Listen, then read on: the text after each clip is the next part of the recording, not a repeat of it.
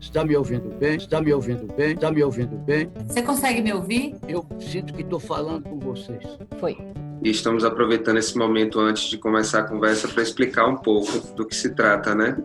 O programa Narrativas de Brasis é um desdobramento do livro Tropifagia, que traz um pouco esse convite de comer o país tropical. No livro a gente introduz alguns debates acerca do Brasil, né? E, sobretudo, contextualizado com a atualidade, com a pandemia, com o contexto político. Vamos olhar para isso. O que nós somos? E não só um Brasil tropical, difuso, bonito, estético lá para fora, mas um Brasil que é duro, um Brasil que é difícil, um Brasil que foi colonizado. E aí, Narrativas de Brasis dando essa ideia de um território de fato plural e diverso. São 13 episódios nos quais a gente vai debater espiritualidade, pandemia, arte, estética, sensibilidade, cultura, política e tal. Cultura? Que bicho é esse? Cultura? Que bicho é... Sejam muito bem-vindos aqui no programa Narrativas de Brasis. Eu estou dando boas-vindas para vocês também nesse nossa conversa amorosa, humanizada e de verdade, né? Chega de flu, é real aqui. Então a gente se viu fazendo esse programa Narrativas de Brasis no dia 1 e a gente, nossa, quem somos nós para falar de Narrativas de Brasis, né? Vamos procurar esses Brasis, vamos falar com essas pessoas. Tropifagia é saborear o país tropical com paical. A experiência da tropifagia ela começa há mais ou menos 12 anos atrás. Um belo dia, estávamos organizando a 7ª Bienal da Uni. Fomos conversar com Gilberto Gil sobre a Bienal, sobre política, sobre arte, né? Não concordamos com esse tipo de processo, vamos pensar em outros processos. E poder misturar um pouco, fazer um som a gente também, você também passar um pouco daquilo que você sabe para mim também. Então a gente pode fazer o que a gente quer. Saímos de lá... Tem palavras para descrever, inclusive. E aí, depois desse dia, esse nome surgiu, Tropifagia. Ela tem 3 marcos culturais e históricos, né? A antropofagia, no início do século XX, a Tropicália, em meados ali anos 60, 70, e o programa Cultura Viva, no início do século XXI. Então, a proposta desse programa é contar um pouco dessas referências e mostrar aonde que a tropifagia bebe nessa fonte, né? Aconteceu a cena tropifágica, né? Que de fato foi a primeira experiência realmente desse conceito, tropifagia. Algumas teias foram se construindo, né? Trabalhando na Agência de Redes para a Juventude, Pranin, Silas, Rafael, Mariela Santiago, o Herbert Sobral também, com o qual a gente conversou. A cena tropifágica foi um espaço de experimentação artística, né, onde a gente trabalhou com esses símbolos muito precisos no sentido de presentes na cultura brasileira, a banana, né? Éramos jovens de 20 e poucos anos, pensando essa complexidade que é o Brasil. E todo ponto de vista é a vista de um ponto, né? Importante estar fazendo o programa agora porque a gente parte de outro lugar. Me encanta saber que o meu ponto de vista é limitado, porque isso cria muitas possibilidades. Eu e Thiago pensamos falar de narrativas de Brasis e tem alguns lugares que a gente permeia. Então a nossa equipe interna, porque a gente não tinha como fazer isso sozinho, eu e o Thiago, então assim, Nin Lacroix, Carol Nascimento, Vitor Brasileiro, Eric Saboia, foram pessoas que nos ajudaram a trazer um pouco esses outros olhares e falar, olha, isso aqui talvez não seja exatamente o lugar de fala de vocês, né? Então, essa pessoa é importante trazer para falar sobre isso. A gente não está aqui com esse programa trazendo respostas, a gente está levantando perguntas, né? Então a gente convida vocês a levantar essas perguntas com a gente, tá?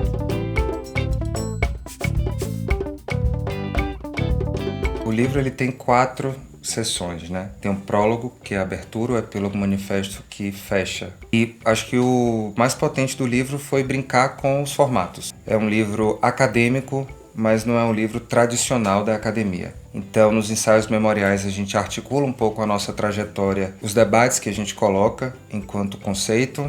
Nas conversações, a gente trabalha um pouco na perspectiva de uma conversa em movimento, entendendo aí essa dialética do encontro e da fala, da troca como produção de conhecimento, adentra em comentários, em reflexões tecidas anos depois das conversas. E as escritas, que são textos um pouco mais lineares e acadêmicos, né? Contemplam também artigos, que é o formato mais tradicional da academia. E a gente tem a memória da cena tropifágica. Essa obra se dirige a todos aqueles que vivem e ressignificam este país tropical. seja na academia, nas artes, na política ou em suas experiências pessoais e coletivas. Passado, presente e futuro se misturam em narrativas de Brasis possíveis, que sempre estiveram em disputa. Só a antropofagia nos une, socialmente, economicamente, filosoficamente. Única lei do mundo. Aonde que a antropofagia bebe nessa fonte, né? Então, por exemplo, da antropofagia, a gente se inspira nesse ato de comer o outro para agregar suas qualidades e fazendo uma reflexão crítica sobre os problemas que isso possa gerar, trazendo uma atualidade desse debate. Da Tropicália, a nossa grande referência é essa imbricação da cultura e da política, né? De politizar os debates e a produção criativa e cultural, e também de trazer essas pautas identitárias de comportamento para dentro da política, que foi algo que a Tropicália fez ali um início de uma síntese. E do Cultura Viva, pra gente, tá além de uma política de governo ali situada no tempo. É uma forma de fazer cultura e de fazer política no país, de baixo para cima. E aí, graças inclusive a Lei Aldir Blanc, que é fruto de todo esse processo, a gente tem a oportunidade agora de transformar o livro em programa e ampliar as nossas vozes. Então a ideia foi trazer muitas pessoas, a gente teve em torno de 50 convidados para conversar com a gente e para narrar os seus Brasis. Porque a ideia é a gente desconstruir uma narrativa única de Brasil que nos foi imposta na escola e a gente pensar que outras narrativas de Brasis são possíveis, são necessárias e, sobretudo, já estão acontecendo. Arrepiei, ó. Expressão mascarada de todos os individualismos, de todos os coletivismos, de todas as religiões, de todos os tratados de paz. To be or not to be? That is the question. Contra todas as catequeses e contra a mãe dos Gracos. Só me interessa o que não é meu. Lei do homem. Lei do antropófago. Digamos que a Semana de Arte Moderna foi o primeiro espaço de confluência desses intelectuais, artistas que estavam nessa época pensando nesse eixo, São Paulo sobretudo. Em 1922. Uma constatação de que o Brasil não era só o resultado de Portugal. Oswaldo de Andrade, Mário de Andrade, Tarsila do Amaral, Anita Malfatti, Plínio Salgado, Cassiano Ricardo, um monte de gente. E a Semana de Arte Moderna, ela também estava em sintonia com o movimento no mundo. Tá? Pensando e formulando e criando e Filhos do sol, mãe dos viventes, encontrados e amados ferozmente, com toda a hipocrisia da saudade, pelos imigrados, pelos traficados e pelos turistas, no país da cobra grande. Foi porque nunca tivemos gramáticas, nem coleções de velhos vegetais, e nunca soubemos o que era urbano, suburbano, fronteiriço e continental, contra todos os importadores de consciência enlatada. Quando ele escreve, ele começa a atacar com a linguagem ácida e irônica própria da escrita dele todos esses fundamentos que de algum modo simbolizam a colonização, a cultura cristã, o direito positivo, a propriedade privada. Queremos a Revolução Caraíba, maior que a Revolução Francesa, a unificação de todas as revoltas eficazes na direção do homem. Sem nós, a Europa não teria sequer sua pobre declaração dos direitos do homem. Nunca fomos catequizados, viemos através de um direito sonâmbulo. Fizemos Cristo nascer na Bahia ou em Belém do Pará, mas nunca admitimos o nascimento da lógica entre nós. Contra o padre Vieira, autor do nosso primeiro empréstimo para ganhar comissão, o rei analfabeto dissera-lhe: ponha isso no papel, mas sem muita lábia. Fez-se o empréstimo, gravou-se o açúcar brasileiro. Vieira deixou o dinheiro em Portugal e nos trouxe a lábia.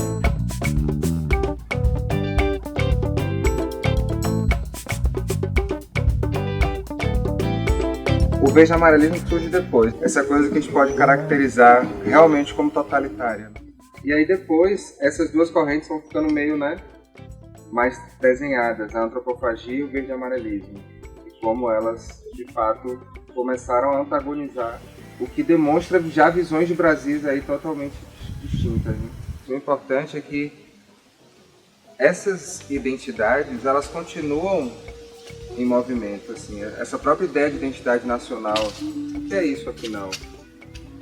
Antes dos portugueses descobrirem o Brasil tinha descoberto a felicidade. A alegria é a prova dos 9.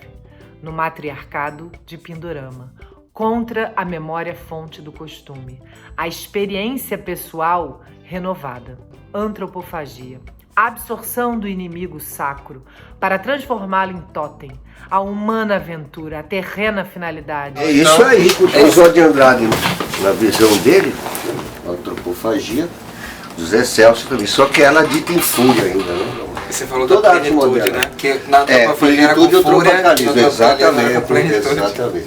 Porque já nasce, imagina, é a Bahia própria, né?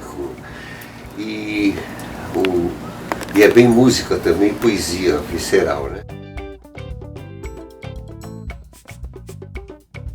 Na escola de música, quando eu estudei, começa uma boa história.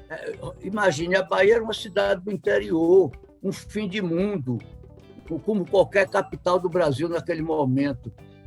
Kohreuter, que estava fugindo do nazismo e que tinha já vivido a Europa, onde a tonalidade estava acabando, estava começando a atonalidade, a politonalidade, a 12, como é? A dodecafonia e tal, disse: você é doido? Eu não vou fundar uma escola de música com esse currículo ridículo do Ministério da Educação. Isso que o Kohreuter disse a Edgar Santos, do reitor. Edgar Santos disse: ele o quê, Kohreuter?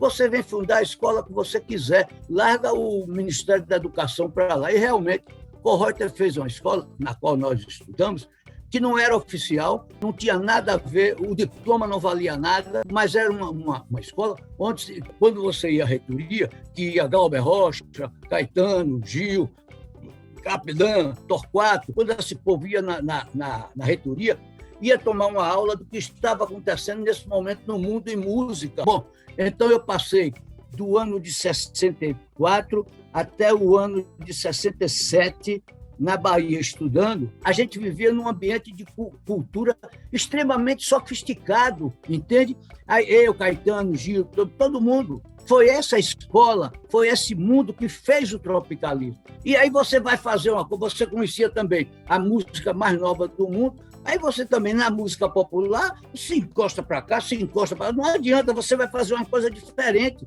Você faz uma coisa de acordo com sua cultura. E aí, essa coisa, na mão de Gil e Caetano, que são dois gênios, virou com esse nome de tropicalismo e foi uma coisa que até hoje está em todo lugar que a gente chega e que a gente senta no Brasil. No momento da Tropicália, né, havia ali um contexto político também de ditadura muito, muito difícil, né? E hoje a gente lida, né, com uma faceta super estranha do país, uma faceta violenta, negacionista, ressentida, um Brasil conservador que sempre existiu, obviamente, e que de algum modo agora está muito vivo. Quando o golpe militar aconteceu no Brasil, eu tinha 15 anos, acabado de fazer 15 anos. Eu acabei passando meus 20 anos entre preso, clandestino e exilado. Foi uma mudança de trajetória bastante grande. O Brasil é um país muito cruel, muito duro, muito desigual, muito autoritário. Então a política foi me puxando como uma esfera de engajamento na transformação do país. O que essa cultura, contracultura dos anos 60, o que a Tropicália teve de legado e como que essa experiência reflete no seu trabalho enquanto gestor, enquanto pensador, trabalhador da cultura? Foi um movimento importantíssimo que marca o processo de modernização e de novas sensibilidades que começa lá atrás, na Semana de 22, que está fazendo 100 anos agora, né? No próximo ano. E eu já vinha nesse processo de compreender a cultura brasileira como diversa, plural, complexa, fruto de um amalgamento de contribuições importantes dos povos indígenas, dos africanos que vieram escravizados para o Brasil, dos portugueses. O Brasil é um país de dimensões continentais. Essa diversidade cultural se manifesta de forma muito diferente no seu território. O Rio Grande do Sul é diferente do Pará, que já é diferente dos estados nordestinos. Dentro do Nordeste, cada estado tem sua singularidade. Essa diversidade não pode ser simplificada ao ponto que a gente não compreenda que somos um país diverso culturalmente. Isso é um patrimônio do país. E acho que a grande contribuição do tropicalismo foi desorganizar um pouco uma visão careta da cultura brasileira e de hierarquias com um forte componente de classe que subestimava e transformava em mau gosto a contribuição popular. Então, o tropicalismo mistura tudo, valoriza o que não é valorizado, debocha do que é consagrado. Então, essa contribuição foi enorme, que permitiu que a gente tivesse um novo fluxo criativo a partir desses processos. Na música, no cinema, no teatro. Quando teve aquela pressão aqui, os Mutantes, Rita Lee, Rogério do Prado, Damiano Poticella, Zé Celso Martinez Corrêa, com o Teatro Oficina, essa pressão, como houve na Semana de 22, precisamos fazer uma arte mais forte, temos capacidade de fazer isso e tal, e aí jogou na cabeça dos artistas isso.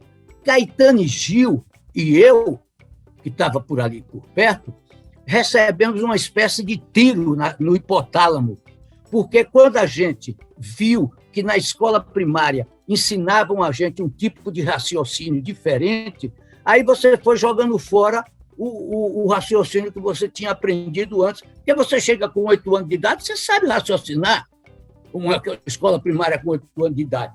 Então, quando a escola primária botava Aristóteles aqui, a gente via que para poder passar adiante tinha que responder aristotelicamente. Matemática, geografia, história, e lá vai a gente trocando. O cérebro não joga nada fora. O cérebro, quando dispensa um conhecimento, bota no hipotálamo, bota aqui e deixa aí guardado. Minha tese é que na hora que surgiu a pressão para fazer uma arte nova, o hipotálamo de Gil e Caetano recebeu um tiro, e aí essa coisa que estava guardada no hipotálamo veio para o córtex, que é a parte ativa do cérebro, e então somente eles tinham possibilidade de ver o Brasil com 2 pontos de vista, com 2 nuances bem diferentes. E foi por isso que o tropicalismo nasceu somente deles, somente de gente do interior da Bahia que andou por lá. Agora, o tropicalismo tinha mais essa função de demolição de uma estrutura que limitava a cultura brasileira, que aprisionava a sensibilidade cultural do país, reduzia os espaços de criação. Então foi um momento muito importante, mas não chegou a desenvolver uma teoria de Estado.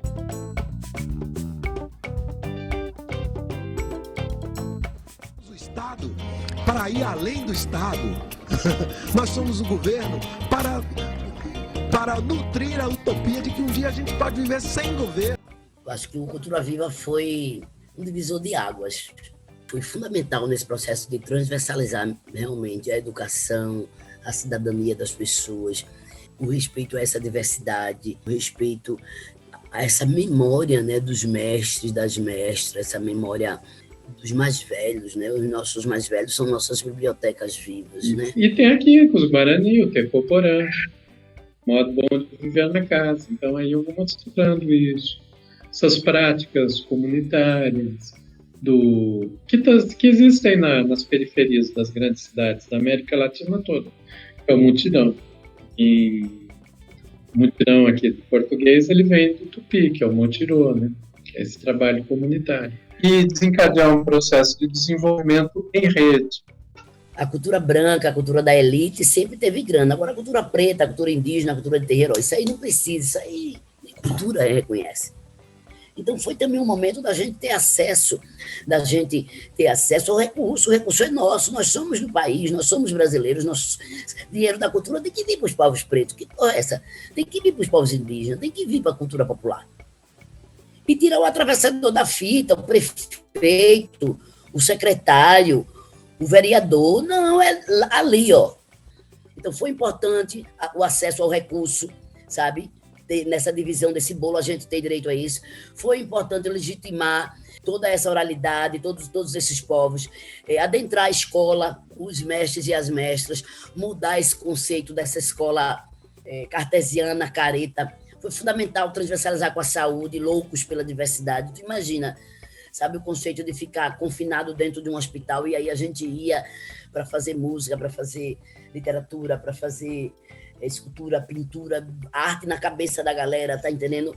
E com resultados fantásticos de melhora para as pessoas. Que avançou muito, que colocou questões como a questão da cultura como direito, do papel do Estado democrático para o desenvolvimento cultural do país, da necessidade de democratizar o acesso à cultura, com muita sensibilidade social, com uma missão muito clara de valorizar os trabalhadores, restabelecer possibilidades de novas relações sociais mais justas, mais igualitárias, para os negros, para os indígenas, para os pobres, desenvolvendo as políticas específicas de cultura. As políticas do Ministério são uma obra coletiva, todas elas, pessoas, inclusive, oriundas de várias partes do Brasil, do Pará, de diversos estados do Nordeste, de Minas, do Rio Grande do Sul, de São Paulo, do Rio de Janeiro, da Bahia. Isso permitiu que a gente rapidamente constituísse um projeto de fato nacional. O Brasil foi o país mais avançado, mais de referência no mundo em cultura digital. A garantia de que todos os pontos, essas comunidades todas, tivessem o seu kit multimídia, pudessem gravar seu vídeo, produzir seus audiovisuais e tudo mais, foi algo muito avançado. Isso há 15 anos atrás. Depois veja que a extrema-direita é que capturou esses mecanismos de diálogo com esses youtubers, né, super agressivos, cheios de ódio, né? Então, capturaram a narrativa. É importante a gente contar essas coisas e lembrar que o sonho não acabou, né? E que essa história, de fato, ela aconteceu. Muita gente não sabe o que foi o Cultura Viva ou Ponto de Cultura, mas conhece a Associação de Moradores, é o Cineclube, é o Grêmio Estudantil, é a Associação Comunitária da Igreja.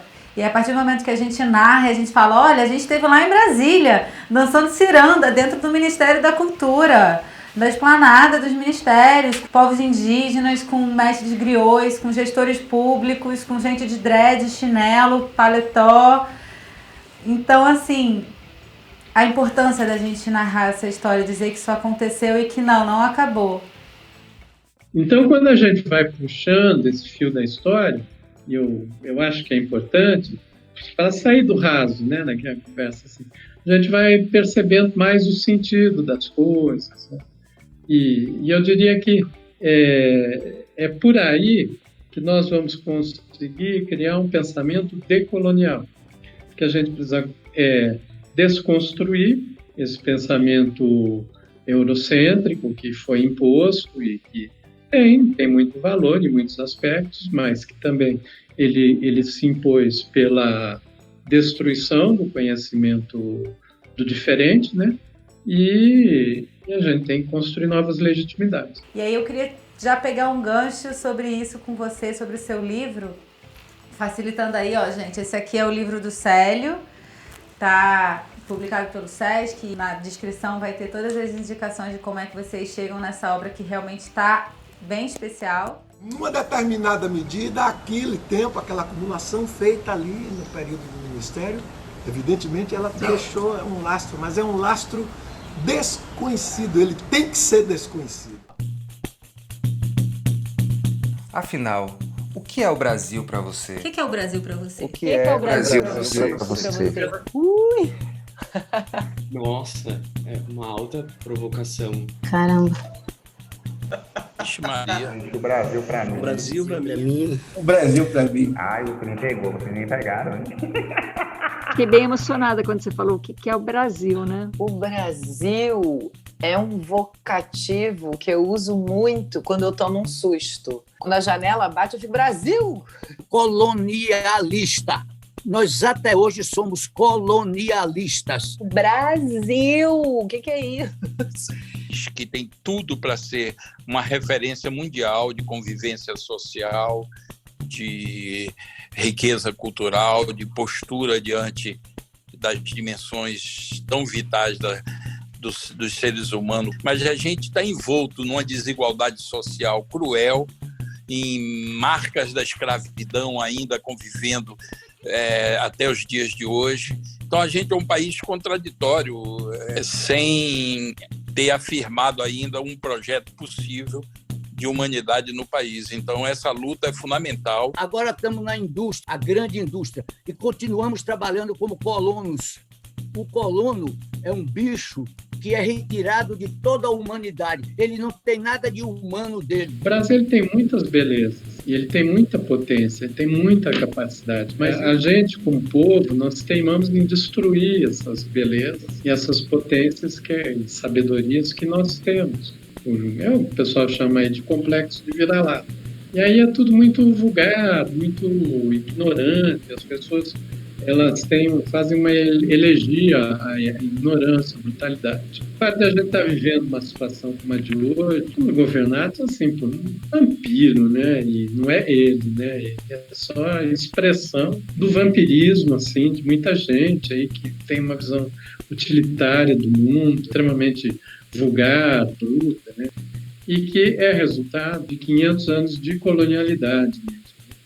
Então, a gente precisa mostrar, nem que seja para as gerações futuras, que há outras sementes, né, que precisariam ser melhor cultivadas.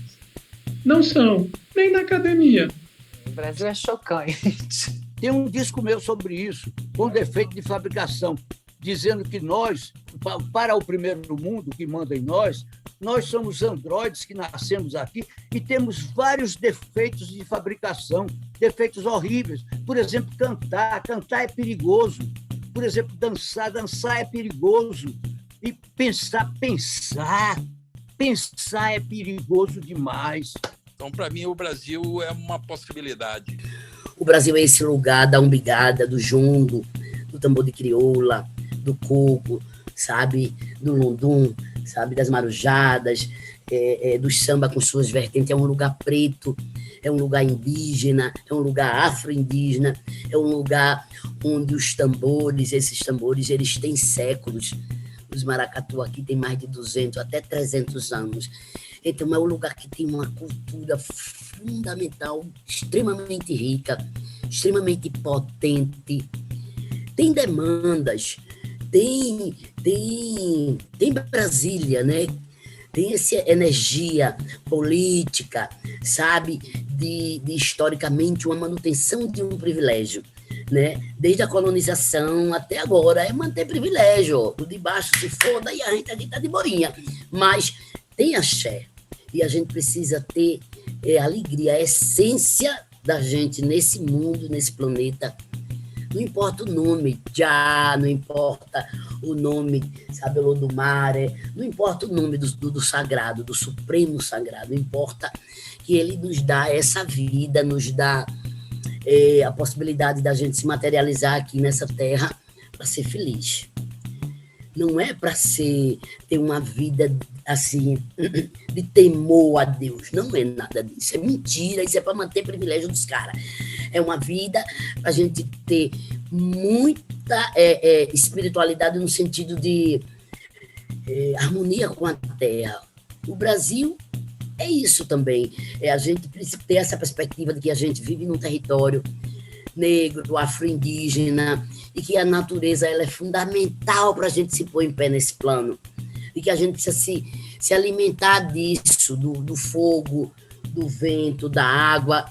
Não é uma coisa só para pagar a conta, viver para pagar a conta. Isso é uma desgraça, isso é o que o capitalismo, sabe, quer que a gente faça. A gente precisa ser feliz, ter alegria. Por isso que a gente faz a sambada.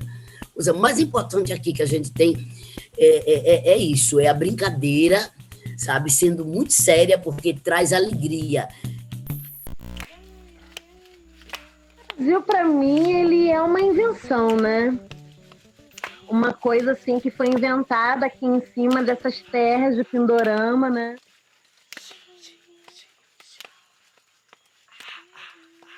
Demais, todo mundo sabe. O coração fica bem aqui no meio do peito. Mas comigo a anatomia ficou louca e eu sou todo coração. O amor não quer se mostrar, o amor não tem vaidades, porque o amor é para sempre.